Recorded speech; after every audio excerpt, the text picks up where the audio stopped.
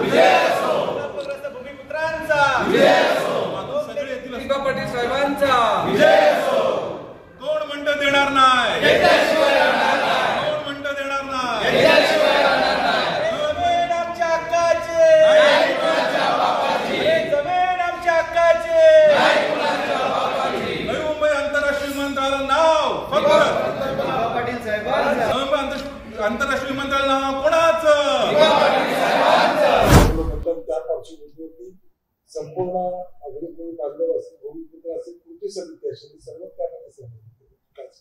आणि आज पहिल्यांदा तर मुख्यमंत्री महोदयांचं मी आभार व्यक्त करेन की आज त्यांनी कृती समिती सहित ज्या ज्या संघटना, कारण जवळजवळ साधारणतः 30 ते 35 संघटना ज्या 5 जिल्ह्यातील आहेत, या सगळ्या संघटना याच्यासाठी काम करतात।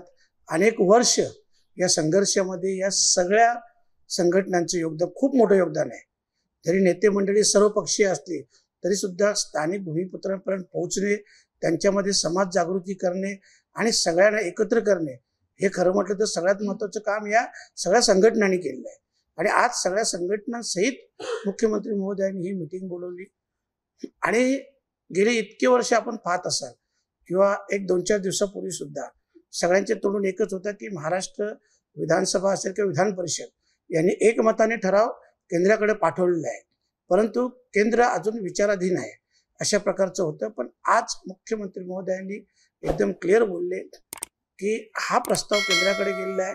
आणि 3 दिवसापूर्वी त्यांनी आदरणीय पंतप्रधान नरेंद्र मोदी साहेबांची भेट घेतली आणि या भेटीमध्ये त्यांचे 4 विषय होते। 4 मधून एक विषय हा नवी मुंबई आंतरराष्ट्रीय विमानतळाला राष्ट्रीय नेते दिबा पाटील साहेब यांचं नाव देण्यात यावं, हा देखील विषय होता। आणि त्यांनी स्पष्ट सांगितलं की या विषयाला पंतप्रधान नरेंद्र मोदी साहेबांनी देखील हिरवा झेंडा दाखवलेला आहे।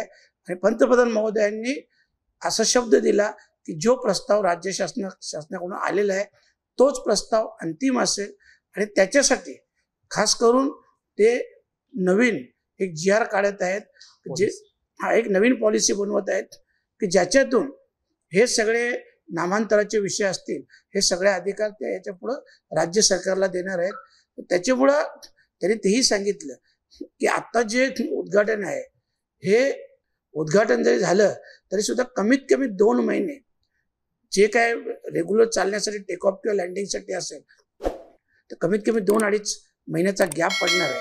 आणि तेव्हा ते पूर्ववत चालू होईल आणि तोपर्यंत या सगळ्या प्रोसिजर करून या विमानतळाला दिबा पाटील साहेबांचंच नाव देणार, अशा प्रकारचं आश्वासन म्हणण्यापेक्षा अशा प्रकारचा शब्दच मुख्यमंत्री महोदयांनी दिला।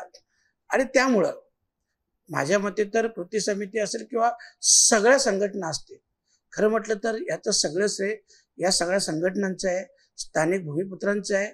परंतु तरी सुद्धा मी एक गोष्ट आपल्याला आवर्जून सांगेन की हा पहिला टप्पा आहे।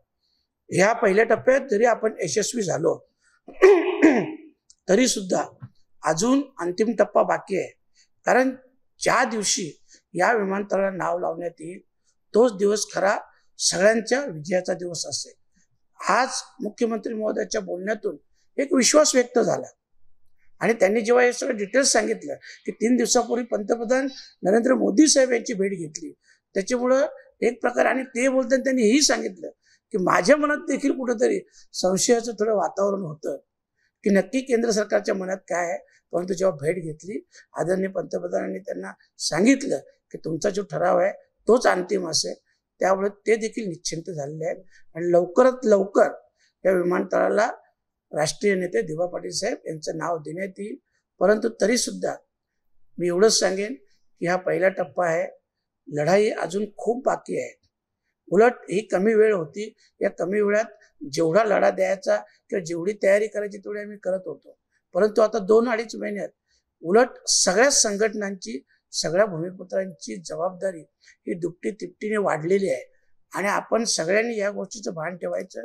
जरी हा इथे विषय थांबला किंवा शब्द दिला गेला तरी सुद्धा जर तो शब्द 2 ते 3 महिन्यात पाळला नाही, आज आपण यावेळेस 2 लाखाचं सांगत होतो, जर तो पाळला नाही तर आम्हाला 2-2.5 महिने मिळतात, 3 महिने मिळतात, तर आम्हाला मला वाटतं एवढे महिने मिळाले तर 5 लाखापेक्षा जास्त लोक ते जमा होतील आणि आणखी उग्र आंदोलन होईल. परंतु आजच्या बोलण्यातून एक विश्वास व्यक्त झालेला आहे की तशी वेळ येणार नाही आणि ही लवकरात लवकर मागणी पूर्ण होईल. 6 तारखेचं आंदोलन तात्पुरतं स्थगित केलेलं आहे, तात्पुरतं. परंतु हे आंदोलन थांबवलं नाही. याच्या पुढे देखील कंटिन्यू ज्या संघटना आहेत आमच्या, या सगळ्या संघटना लोकांशी संपर्कात राहतील. अनेक काही विषय आहेत, या विषयांशी देखील आणि या विषयात देखील सतत कंटिन्यू, उलट एवढा वेळ मिळाल्यामुळं आणखी लोकांमध्ये जागरूकता निर्माण करण्याचा प्रयत्न आम्ही संघटना सगळ्या करणार आहोत.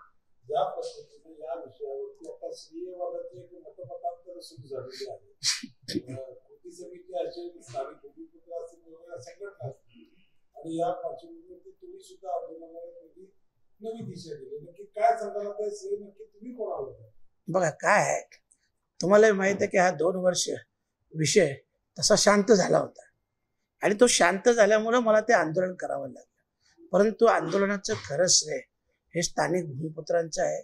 ज्या स्थानिक संघटना आहेत, कृती समिती त्याच्यात आहे, मी नाही बोलत नाही, कृती समिती आहे, अनेक संघटनाही आहेत आणि खास करून स्थानिक भूमिपुत्र ज्यांना याचं खऱ्या अर्थाने श्रेय दिलं जाईल. कुठल्याही नेते मंडळींनी हा श्रेय घेऊ नये, कारण स्थानिक भूमिपुत्र जागा झाला नसता, ते जर हजारोच्या लाखोच्या संख्येने 21-22ला जर सहभागी नसते झाले तर ह्या लढ्यातला किती हे झालं असतं आपल्यालाही कल्पना आहे. म्हणून हे सगळं श्रेय हे लोकांचं आहे, स्थानिक भूमिपुत्रांचं आहे. भूमिपुत्रांना सरकार खेळत आहे अशी चर्चा नाही, असं वाटतंय? बघा एवढे दिवस असं वाटायचं, कारण जोपर्यंत असा विषय होता की राज्य सरकारने हा केंद्र सरकारकडे प्रस्ताव पाठवला. परंतु आज मुख्यमंत्री महोदयांनी एकदम क्लिअर बोलले की नुसता केंद्र सरकारकडे प्रस्ताव नाही, तर 3 दिवसापूर्वी मी पंतप्रधान नरेंद्र मोदी साहेबांना भेटलो आणि स्पष्ट या विषयावर भेटलो, या विषयाची चर्चा झाली आणि मोदी साहेबांनी स्पष्ट सांगितलं की जो राज्य सरकारचा ठराव आहे तो अंतिम असेल आणि त्यालाच मान्यता देण्यात येईल. आणि हा पहिल्या टप्प्याचा विजय आहे.